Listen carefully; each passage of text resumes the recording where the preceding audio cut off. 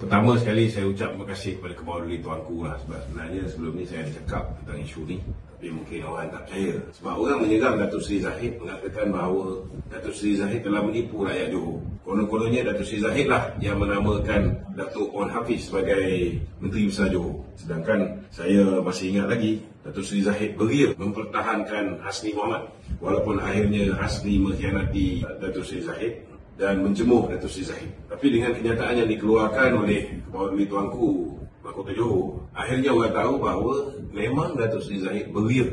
Sebelum pilihan raya di Johor, beliau mengatakan bahawa UMNO akan mencalonkan nama Datuk Seri Hasni Mohamad sebagai calon Menteri Besar. Lepas kita dah menang 2/3 pun, sekali lagi beliau mengeluarkan kenyataan mengatakan bahawa UMNO akan mencadangkan nama Hasni Mohamad sebagai calon Menteri Besar. Memang saya tak nafikan bahawa ketika itu baginda Tuanku murka. Pada ketika itu, sekarang dah okey dah. Pada ketika itu memang baginda Tuanku murka. Tapi saya lebih murka lah dengan manusia bernama Hasni Mohamad. Kerana walaupun Datuk Seri Zahid mempertahankan beliau bermati-matian, akhirnya apa dia buat pada Datuk Seri Zahid? Lepas pilihan raya, dia antara orang yang menandatangani SD memberikan sokongan kepada Muhyiddin. Lepas pilihan raya, dia mengatakan bahawa beliau dibuli oleh UMNO Pusat.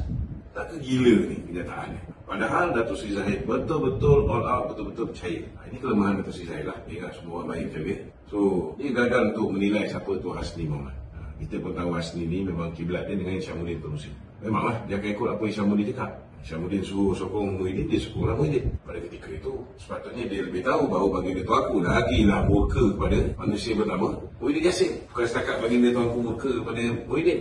Almarhum Sultan Iskandar lagi murka. Saya masih ingat lagi ketika almarhum meninggal dunia. Muhyiddin nak terus pergi istana pun tak boleh. Kena standby dekat hotel saya masa tu, hotel tu dipanggil Hayat Sojana. Saya masih ingat lagi, dia tak boleh. Dia tak boleh terus pergi memberikan penghormatan terakhir. Jadi ini cerita yang lepas masa pilihan raya negeri di Johor. Sekarang okey dah, tak ada masalah. Dia bukanlah Datuk Zahid mendahului Tuanku. Sebagai ketua parti, memang dia boleh mencadangkan nama.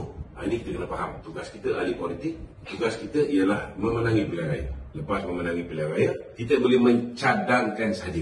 Tetapi kuasa mutlak untuk memutuskan siapa yang patut dipilih menjadi Menteri Besar ialah kuasa Kebawah Yang Maha Mulia Tuanku Sultan. Kalau di pihak pusat, sama juga. Kita boleh bekerja keras untuk memastikan kita menang pilihan raya. Dan menang pilihan raya, kita hantar nama untuk mencadangkan siapa Perdana Menteri. Tetapi kuasa mutlak terletak di tangan Kebawah Tuanku yang di-Tuan Agong. Siapa yang nak dipilih? Dan dalam konteks Johor, walaupun UMNO hanya mencadangkan satu nama, ini hak Tuanku kalau dia kata dia nak 3 nama. Tak ada orang boleh ingkar. Dan 3 nama tu pun, kalau Tuanku nak suruh letak nama orang lain, kita kena tahulah, itu memang kuasa Kebawah Tuanku. Tidak ada orang boleh mempertikaikannya. Itu adalah harapan Presiden Parti untuk Datuk Seri Hasni dikekalkan. Tapi saya rasa Datuk Seri Zahid pun mungkin menyesal memberikan nama Hasni mempertahankan dia bermati-matian. Last kali dia khianat kita. Saya yakin Datuk Seri Zahid pun mungkin terkilat dengan apa yang berlaku.